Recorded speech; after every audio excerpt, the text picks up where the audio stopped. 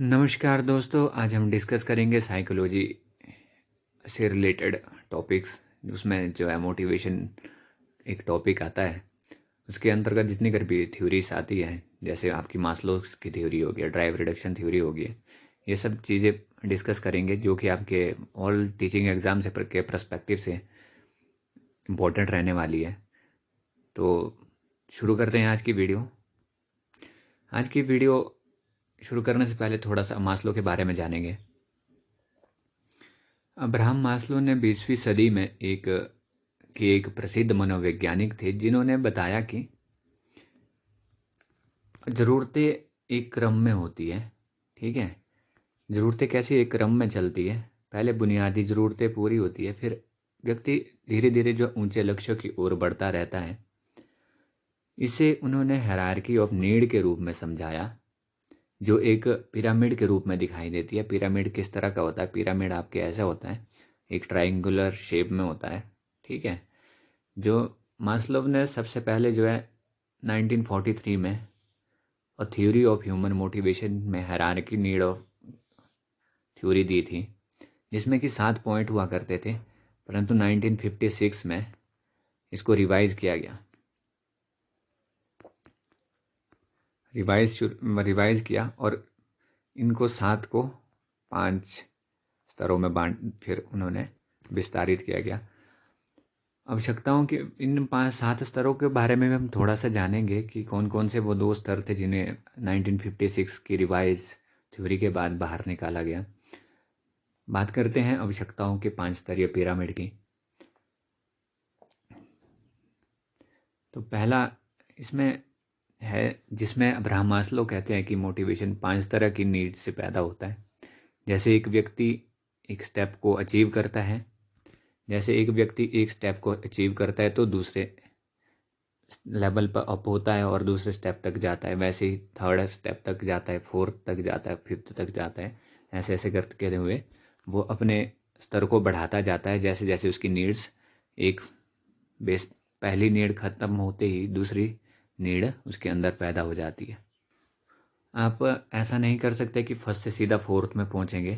Maslow के अनुसार, Maslow कहते हैं कि इसको स्टेप बाय स्टेप चलना पड़ेगा, ना कि ये ऐसे करके आप ना फिफ्थ में पहुंच सकते हैं, ना थर्ड में पहुंच सकते हैं, ना फिफ्थ से फर्स्ट में आ सकते हैं। ये सब चीज़ें आप लोगों को पता होनी चाहिए। जैसे कि मैंने आपको बताया था कि 1943 में जब ये थ्योरी दी गई थी मास्लो द्वारा, उस वक्त इसमें 7 वो स्टेप्स थे। कितने थे? 7 स्टेप थे। इस टीम के बाद एक आता है आपके एस्थेटिक नीड थी। ठीक है, एक इसी के बाद फिर आता था एक नीड, फोर्थ के बाद फिफ्थ एस्थेटिक नीड थी। सिक्स्थ थी आपकी कॉग्निटिव नीड। ये क्वेश्चन केवीएस में पूछा गया है, तो आपको यह भी जानना आवश्यक है। परंतु रिवाइज होने के बाद जो आपके नीड्स बच गई वो सिर्फ ये 5 नीड्स है, जिसमें फर्स्ट नीड है आपके साइकोलॉजिकल नीड्स, जिसमें जो है जो ये सर्वाइवल, ये जो कि सर्वाइवल से रिलेटेड है, जो जिसके बिना जीवन यापन करना असंभव ही है। ठीक है, आपके इसमें कौन कौन से आते हैं? एयर आता है, वाटर आता है, फूड आता है, शेल्टर आता है, स्लीप आता है, क्लोथ आता है, रिप्रोडक्शन आता है। मतलब ये भी एक बायोलॉजिकल नीड है रिप्रोडक्शन, तो ये भी आपके साइकोलॉजिकल नीड में आएगा, शारीरिक आवश्यकता में ही आएगा। और नेक्स्ट स्टेप में आता है आपके सेफ्टी। जब आपकी ये नीड खत्म हो जाती है, रोटी कपड़ा मकान हवा पानी जितने कर भी ये नीड्स है, इसको ख़त्म हो जाने के बाद फिर आपको एक सेफ्टी नीड्स उत्पन्न होती है। तो इंसान एक क्या है, सुरक्षा चाहता है अपने जीवन में। सुरक्षा किस टाइप की हो सकती है आपके, हम इसके बारे में बात करेंगे। सबसे पहले आपकी पर्सनल सिक्योरिटी। अब खा पी के इंसान फुटपाथ पे तो नहीं सोएगा, उसके लिए क्या है, उसको एक पर्सनल सिक्योरिटी चाहिए, जो क्या किस चीज़ से मिलेगी, उनको शेल्टर से मिलेगी। ठीक है, और एक घर चाहिए। फुटपाथ पे अगर सोएगा तो वो चीज़ सही नहीं लगेगी। उसकी नीड ये पैदा हो जाती है सेफ्टी की। फिर उसे एम्प्लॉयमेंट चाहिए। अब एक बार खाना खा के वो सिर्फ ज़िंदगी भर के लिए सो तो नहीं जाएगा। ठीक है, उसको क्या है, नौकरी चाहिए, जिससे कि उसके जीवन यापन होता रहेगा सर्वाइवल के लिए बहुत ज़रूरी है ये नीड भी। और रिसोर्सेज चाहिए, हेल्थ भी चाहिए। अगर किसी वजह से बीमार हो जाता है इंसान, उसे क्या है, उसे अपनी हेल्थ के ऊपर भी काम करना होता है, तो हेल्थ भी उसकी एक ज़रूरत बन जाती है। तो ये नीड भी उसको क्या है, पूरी होनी चाहिए, प्रॉपर्टी होनी चाहिए एक होता है। ठीक है, उसके बाद हम जब नेक्स्ट स्टेप पे जाते हैं, नेक्स्ट लेवल अप होके, अब जब दो ये बेसिक नीड्स खत्म हो जाती है, उसके बाद आपके लव एंड बिलोंगिंगनेस, जिसे सामाजिक आवश्यकताएं भी कहते हैं। जब एक इंसान का रोटी कपड़ा मकान सेफ्टी भी सब कुछ मिल गई, फिर वो एक समूह में जाना चाहता है, एक समूह के एक हिस्सा बनना चाहता है, उससे वह प्रेम चाहता है। तो फिर उसकी नीड हो जाती है ये कि उसके फ्रेंड्स भी हो, फैमिली भी हो, इंटीमेसी में भी हो, सेंस ऑफ कनेक्शन भी हो उसके अंदर। ठीक है, फिर लेवल अप होके जब वह स्टीम में पहुंचता है, आत्मसम्मान। जब ये बेसिक नीड्स के बाद जितनी कर भी ये नीड्स है ख़त्म हो जाती है, तो फिर उसको क्या है, वो एक चाहता है कि वह एक समाज में अपनी एक रिकग्निशन भी चाहेगा, स्टेटस चाहेगा। ठीक है, हर एक इंसान, आप मैं जितने कर भी लोग हैं, जितने कर भी व्यक्ति इस वर्ल्ड में है, वो सभी इन्हीं नीडों से होकर गुजरते हैं, अब्राहम मास्लो ये कहते हैं।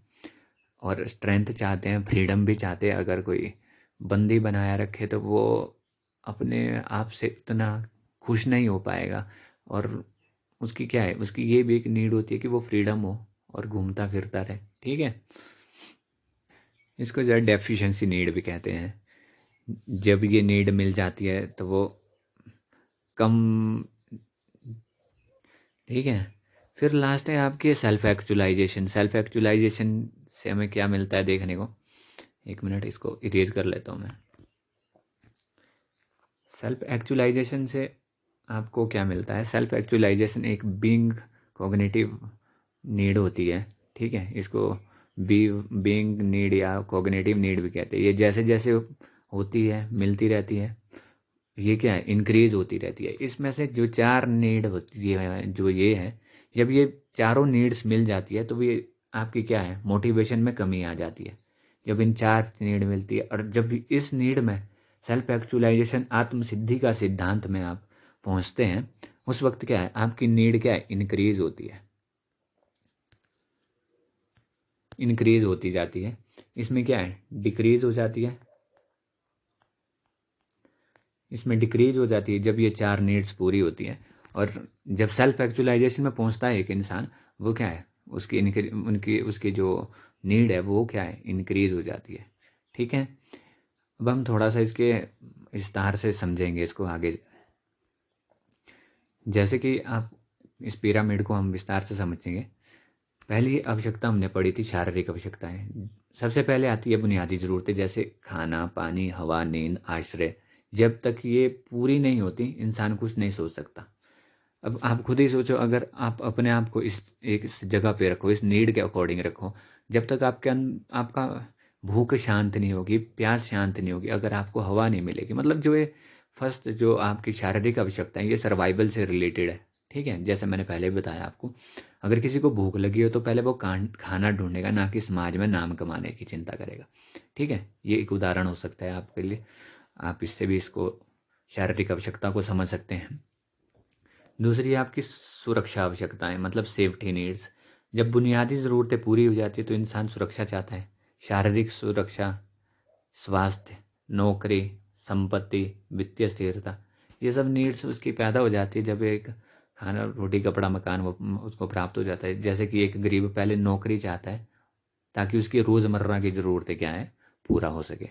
नेक्स्ट है आपका थर्ड है आपकी सामाजिक आवश्यकताएं। मैंने कहा था कि इसको सामाजिक आवश्यकताएं भी कहते हैं, लव एंड बिलोंगिंगनेस को।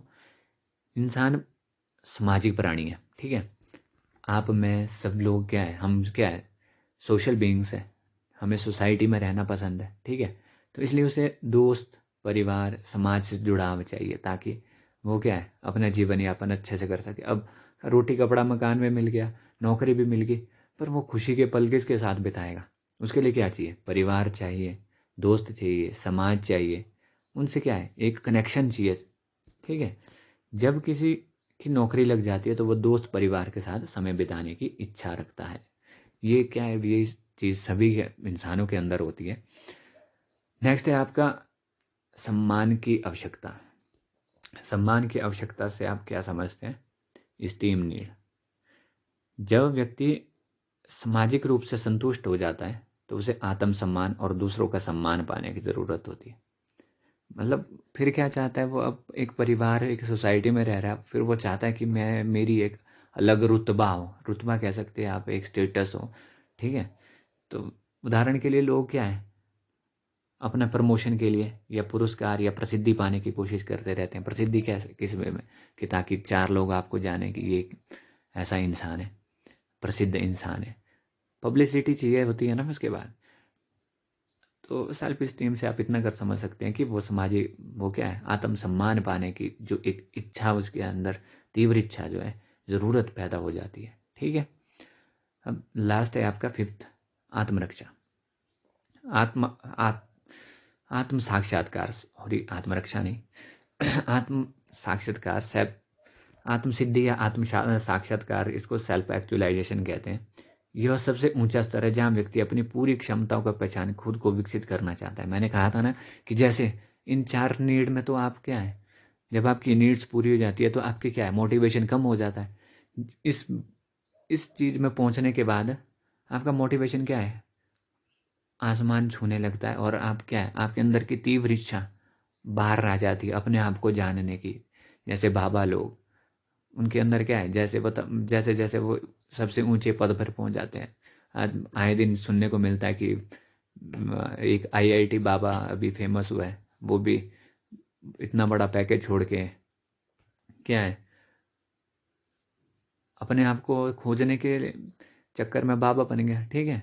ऐसी ऐसी चीज़ें आपको आए दिन देखने को मिलती है कि बड़ी बड़ी नौकरी को छोड़कर आजकल जो है व्यक्ति अपने आप को बारे में जानने के लिए बाबा बन जाते हैं, हिमालय में तपस्या करने चले जाते हैं। ठीक है, हो सकता है ऐसे। या आपके देखो उदाहरण के लिए जैसे कलाकार हो गए, वो क्या है, किसी भी नौकरी को छोड़ कर क्या है, अपनी कला को पहचान कर उसको एक अलग नाम देने के लिए ज़्यादा से ज़्यादा क्या है, प्रयास करते हैं। वैज्ञानिक भी वैसे ही होते हैं। आज उन्होंने वो खोज की, वो अब क्या है, अब वो चांद को खोजना चाहते हैं, अब मार्स में जीवन ढूंढना चाहते हैं, मार्स में पानी ढूंढना चाहते हैं। उनकी क्या है, एक लेवल तक पहुंचने के बाद उनकी इच्छा क्या है, ज़्यादा इंक्रीज हो रही है। लेखक और महान नेता भी इसी स्तर तक पहुंचते हैं। ठीक है। फिर इस मास्लो की थ्योरी का उपयोग हम शिक्षा में कैसे करते हैं, कि शिक्षा में इसे अपनाकर छात्रों की ज़रूरत को समझा जा सकता है। ठीक है। अगर हम शिक्षा में इसका यूज़ करें तो हम जो स्टूडेंट्स के उनकी नीड को पहचान सकते हैं। ठीक है। ये थी आपकी अब्राहम मास्लो की थ्योरी, जिससे आपको इतना कर जानना आवश्यक था, जो आपके सभी तरह के एग्ज़ाम से रिलेटेड है, जो भी टीचिंग एग्ज़ाम है। ठीक है। तो नेक्स्ट हम पढ़ेंगे ड्राइव रिडक्शन थ्योरी। छोटी सी थ्योरी है, इसके बारे में थोड़ा सा हम जानेंगे। ड्राइव रिडक्शन थ्योरी क्या है? ड्राइव रिडक्शन थ्योरी एक महत्वपूर्ण मनोवैज्ञानिक सिद्धांत है, जिसे किसने दिया था? सीएल क्लार्क ने, क्लार्क हल ने, सीएल हल। इन्हें क्या है, सीएल हल भी कहते हैं। ठीक है। 1943 में इन्होंने ये प्रस्तुत किया था। इन्होंने भी क्या है, इन्होंने भी 4-5 स्टेप बताए हैं इसके। ठीक है। एक साइकिल बताई है एक। ठीक है। उसमें क्या है, आवश्यकता, सबसे पहले क्या है, नीड। नीड क्या है, जब एक शारीरिक या जैविक असंतुलन होता है। ठीक है। आप एक, ये थ्योरी किसके, असंतुलन पर डिपेंडेंट है, इन बैलेंस पे डिपेंडेंट है। अगर जब आपको भूख होगी तो आपका शरीर बैलेंस में नहीं होगा ना। आपको क्या है, सबसे पहले अपनी भूख को शांत करना है। जैसे भूख, प्यास नींद से उत्पन्न होती है। ठीक है। इन चीज़ से क्या है, आपकी शारीरिक आवश्यकता उत्पन्न होती है। फिर उसके बाद क्या है, आपको ड्राइव मिलता है, आवश्यकता से उत्पन्न तनाव या उत्तेजना, जो आपको क्या है, प्रेरित करती है। जो आपको आवश्यकता, अब भूख लग रही है, उससे क्या है, आपके अंदर या तो तनाव आएगा या उत्तेजना आएगा, स्टिमुलेट हो गया आप किसके लिए, खाने के प्रति। जब आपको छोटी सी सुगंध आएगी तो उससे क्या है, आप प्रेरित हो जाओगे। ठीक है। उसके बाद आपको होमोस्टेसिस। होमोस्टेसिस क्या, शरीर में संतुलन बनाए रखने की प्रक्रिया, जो ड्राइव को कम करने की कोशिश करती है। होमोस्टेसिस क्या है, शरीर को संतुलन कैसे आएगा, फिर हम खाना खाएंगे। ठीक है। उससे क्या है, उससे शरीर को जो है संतुलित मिलेगा, और हमारी क्या है प्रेरणा, जो मोटिवेशन है खाने के प्रति, वो कम हो जाएगा। जब भूख, पेट भर जाएगा तो फिर अपने आप से ही भूख कम हो जाएगी, और खाने से हम उतना उत्तेजित फील नहीं होंगे। अराउजल या स्टिमुलस, अराउजल तो नहीं, हम स्टिमुलस कह सकते हैं इसको, स्टिमुलस कह सकते हैं इसको, ठीक है। स्टिमुलस हमारी कम हो जाती है। फिर है जब उसको,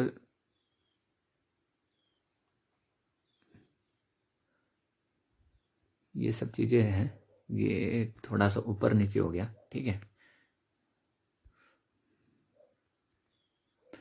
तो ये थी आज की ड्राइव रिडक्शन थ्योरी और मास्लो की थ्योरी। तो अगर आपको वीडियो अच्छी लगी हो तो इसको लाइक करें, चैनल को सब्सक्राइब करें और बेल आइकन को भी प्रेस करें, ताकि आपको आने वाली नेक्स्ट जितनी भी वीडियोज़ है उसकी नोटिफिकेशन आती रहे। Thanks for watching, keep supporting us.